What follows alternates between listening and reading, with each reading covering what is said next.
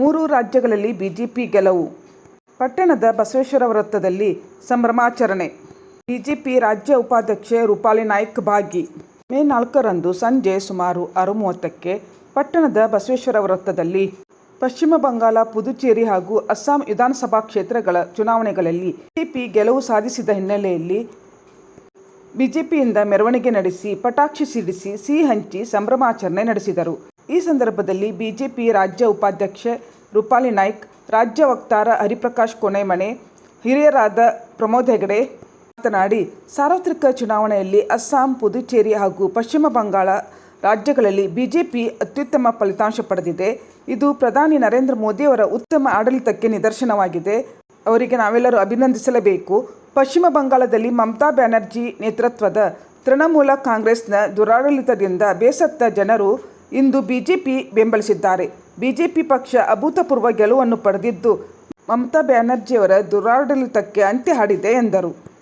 ಈ ವೇಳೆ ಮಂಡಳದ ಅಧ್ಯಕ್ಷ ಪ್ರಸಾದ್ ಹೆಗಡೆ, ಪಕ್ಷದ ಪ್ರಮುಖರಾದ ಉಮೇಶ್ ಭಾಗವತ್, ಕೆಟಿ ಹೆಗಡೆ, ರಾಘವೇಂದ್ರ ಭಟ್, ವೆಂಕಟರಮಣ ಬೆಳ್ಳಿ, ಶ್ರುತಿ ಹೆಗಡೆ, ಚಂದ್ರಕಲಾ ಭಟ್, ನಿರ್ಮಲಾ ನಾಯ್ಕ, ರಾಮು ನಾಯ್ಕ, ರಾಮಚಂದ್ರ ಚಿಕ್ಯಾನ್ಮನೆ, ರವಿ ಕೈಟ್ಕರ್, ರಜತ್ ಬದ್ದಿ, ಸೋಮು ನಾಯ್ಕ, ಗಿರೀಶ್ ಭಾಗವತ್, ವಿನೋದ್ ತಳೇಕಲ್, ಗಣೇಶ್ ಪಾಟನ್ಕರ್, ಪ್ರದೀಪ್ ಯಲ್ಲಾಪುರ್ಕರ್ ಇತರರು ಭಾಗವಹಿಸಿದ್ದರು.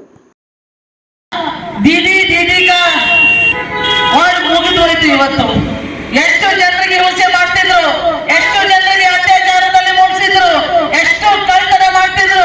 ಆದ್ರೂ ಕೂಡ ಪಶ್ಚಿಮ ಬಂಗಾಳದಲ್ಲಿ ಸುಧಾರಣೆ ಅನ್ನೋದು ಇಲ್ಲಗಿದ್ದು, ಜೊತೆಯಲ್ಲಿ ಅಹಂಕಾರದಲ್ಲಿ ಸರ್ಕಾರ ನಡೆಸ್ತಾ ಇರುವಂತ ಪಶ್ಚಿಮ ಬಂಗಾಳ ಇವತ್ತು ಭಾರತೀಯ ಜನತಾ ಪಾರ್ಟಿಯ ಟೇಕಿಗೆ ಬಂದಿದೆ ಅಂದ್ರೆ ಅದು ನಮ್ಗೆಲ್ಲರಿಗೂ ಕೂಡ ಸಂತೋಷದ ವಾತಾವರಣ ಅಂತ ನಾವು ಹೇಳಬೇಕಾಗಿದೆ ಬಂಧುಗಳೇ. 200 ಮಾತುಗಳು. ವೆಸ್ಟ್ ಬೆಂಗಾಲ್ನಲ್ಲಿ 91 ಲಕ್ಷ SLRದಿಂದ ಬಾಂಗ್ಲಾದೇಶದಿಂದ ಬಂದಂತ ವೋಟರ್ಸ್ಗಳನ್ನ ಕಿತ್ತು ಹಾಕಿದ್ದಾರೆ. ಅದರ ಅರ್ಥ ತಿಳ್ಕೊಳ್ಳಿ, ಪ್ರತಿ ಚುನಾವಣೆಯಲ್ಲಿ 1 ಕೋಟಿಯಷ್ಟು ಜನ ಬಾಂಗ್ಲಾದೇಶದ ಜನ ಬಂದು ನಮ್ಮನ್ನು ವೋಟಿಂಗ್ ಮಾಡ್ತಾ ಇದ್ರು. ಅಕ್ರಮವಾಗಿ ಆ ಕಾರಣಕ್ಕೆ ಗೆಲ್ತಾ ಇದ್ರು. ಅಂತ 91 ಲಕ್ಷ ಜನರನ್ನ ಹೊರಗೆ ಹಾಕಿದಂತ ಕೀರ್ತಿ ಏನಾದ್ರೂ ಇದ್ರೆ ಅದು ಮೋದಿ ಮತ್ತು ಅಮಿತ್ ಶಾ ಅವರಿಗೆ ಸಲ್ಲಬೇಕು. ಎರಡನೇದು, ಮಮತಾ ಬ್ಯಾನರ್ಜಿ ಅವರ ಒಂದು ಅಂಕೆ ಸಂಖ್ಯೆಗಳನ್ನು ಇವತ್ತು ಹೇಳಿದ್ದಾರೆ. ಸಾಮಾನ್ಯ ಕಾರ್ಯಕರ್ತರಲ್ಲ, 300ಕ್ಕಿಂತ ಹೆಚ್ಚಿನ ಜಿಲ್ಲಾ ಮಟ್ಟದ ಬಿಜೆಪಿ ನಾಯಕರನ್ನ ಅವಳು ಗುಂಡಿಟ್ಟು ಕೊಂದಿದ್ದಾಳೆ. 300ಕ್ಕಿಂತ ಹೆಚ್ಚು ಬಿಜೆಪಿ ನಾಯಕರನ್ನು. ಎಷ್ಟು ಜನರ ಕಗ್ಗೊಲೆ, ಮಹಿಳೆಯರ ಮೇಲೆ ದೌರ್ಜನ್ಯ ಆಗಿದೆ ಹೇಳಲಿಕ್ಕೆ ಸಾಧ್ಯ ಇಲ್ಲ. ಅಂತ ಕ್ರೂರವಾದಂತಹ ಆಡಳಿತಕ್ಕೆ ದೇವರು ಇತಿಶ್ರೀಯನ್ನು ಹಾಡಿದ್ದಾರೆ ಮತ್ತು ಹೊಸ ಯುಗ ಪ್ರಾರಂಭ ಆಗ್ತದೆ. ಇವತ್ತು ಬಾಂಗ್ಲಾದೇಶದಲ್ಲಿ ಅಲ್ಲಿಯ ಪಾರ್ಲಿಮೆಂಟ್ ಸದಸ್ಯರು ಹೇಳಿಕೆಯನ್ನು ಕೊಟ್ಟಿದ್ದಾರೆ. ನಮಗೆ ಇವತ್ತಿನಿಂದ ಗಂಡಾಂತರಗಳ ಪ್ರಾರಂಭ ಆಯಿತು. ಇಲ್ಲಿ ಬಿಜೆಪಿಯನ್ನು ಬಂದಿದ್ರಿಂದ ಕೋಟ್ಯಾಂತರ ಅಕ್ರಮ ಬಾಂಗ್ಲಾದೇಶದವರನ್ನ ಹೊರಗೆ ನಮ್ಮ ದೇಶಕ್ಕೆ ಓಡಿಸ್ತಾರೆ. ಅವಾಗ ನಮಗೆ ಬದುಕೋದು ಕಷ್ಟ ಆಗಬಹುದು ಅಂತ ಭಯವನ್ನ ಅವರು ಈಗಾಗಲೇ ಹೇಳಿದ್ದಾರೆ. ಎರಡನೇದು, ಅತಿ ಸಂತೋಷವನ್ನ ಮಾಡ್ತಾ ಇದ್ದೀವಿ ಅಂತಂದ್ರೆ, ಇವತ್ತು ಪಶ್ಚಿಮ ಬಂಗಾಳದಲ್ಲಿ ಮಾತ್ರ ಇವತ್ತು ದೇಶ ವಿರೋಧಿ ಸರ್ಕಾರ ಇತ್ತು. ತಮಿಳುನಾಡಿನಲ್ಲಿ ಯಾವ ರೀತಿಯಾಗಿ ಸರ್ಕಾರ ಇತ್ತು ಅಂತ ಗೊತ್ತಿದೆ. ಸನಾತನ ಧರ್ಮದ ಬಗ್ಗೆ, ಧರ್ಮದ ನಂಬಿಕೆ ಬಗ್ಗೆ ಮಾತನಾಡುವಂತ ವ್ಯಕ್ತಿಗಳನ್ನ ಇವತ್ತು ಸಂಪೂರ್ಣವಾಗಿ ನೆಲಕಚ್ಚಿಸಿ ಮನೆಗೆ ಕಳಿಸಿದ್ದಾರೆ.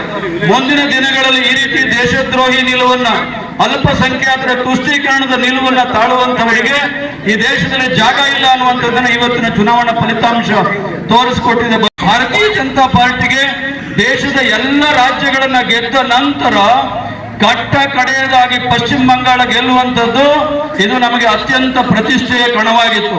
ಕಾರಣ, ದೇಶ ಸುಭದ್ರವಾಗಿ ಇರಬೇಕು ಅಂತಂದ್ರೆ ಅಕ್ರಮ ನುಸುಳಿಗರ ಹೆಬ್ಬಾಗಿಲಾದಂತಹ ಪಶ್ಚಿಮ ಬಂಗಾಳದಲ್ಲಿ ಭಾರತೀಯ ಜನತಾ ಪಾರ್ಟಿಯ ಪತಾಕೆ ಹಾರಬೇಕಿತ್ತು. ಆ ಗುರಿ ಇವತ್ತು ಸಾಧನೆ ಆಗಿದೆ. ವೆಸ್ಟ್ ಬೆಂಗಾಲ್ನಲ್ಲಿ 91 ಲಕ್ಷ SLRದಿಂದ ಬಾಂಗ್ಲಾದೇಶದಿಂದ ಬಂದಂತ ವೋಟರ್ಸ್ಗಳನ್ನ ಕಿತ್ತು ಹಾಕಿದ್ದಾರೆ. ಅದರ ಅರ್ಥ ತಿಳ್ಕೊಳ್ಳಿ, ಪ್ರತಿ ಚುನಾವಣೆಯಲ್ಲಿ 1 ಕೋಟಿಯಷ್ಟು ಜನ ಬಾಂಗ್ಲಾದೇಶದ ಜನ ಬಂದು ನಮ್ಮನ್ನು ವೋಟಿಂಗ್ ಮಾಡ್ತಾ ಇದ್ರು. ಅಕ್ರಮವಾಗಿ ಆ ಕಾರಣಕ್ಕೆ ಗೆಲ್ತಾ ಇದ್ರು. ಅಂತ 91 ಲಕ್ಷ ಜನರನ್ನ ಹೊರಗೆ ಹಾಕಿದಂತ ಕೀರ್ತಿ ಏನಾದ್ರೂ ಇದ್ರೆ ಅದು ಮೋದಿ ಮತ್ತು ಅಮಿತ್ ಶಾ ಅವರಿಗೆ ಸಲ್ಲಬೇಕು. ಬಿಜೆಪಿ ನಾಯಕರನ್ನ ಅವಳು ಗುಂಡಿಟ್ಟು ಕೊಂದಿದ್ದಾಳೆ. 300ಕ್ಕಿಂತ ಹೆಚ್ಚು ಬಿಜೆಪಿ ನಾಯಕರನ್ನು. ಎಷ್ಟು ಜನರ ಕಗ್ಗೊಲೆ, ಮಹಿಳೆಯರ ಮೇಲೆ ದೌರ್ಜನ್ಯ ಆಗಿದೆ ಹೇಳಲಿಕ್ಕೆ ಸಾಧ್ಯ ಇಲ್ಲ. ಅಂತ ಕ್ರೂರವಾದಂತಹ ಆಡಳಿತಕ್ಕೆ ದೇವರು ಇತಿಶ್ರೀಯನ್ನು ಹಾಡಿದ್ದಾರೆ.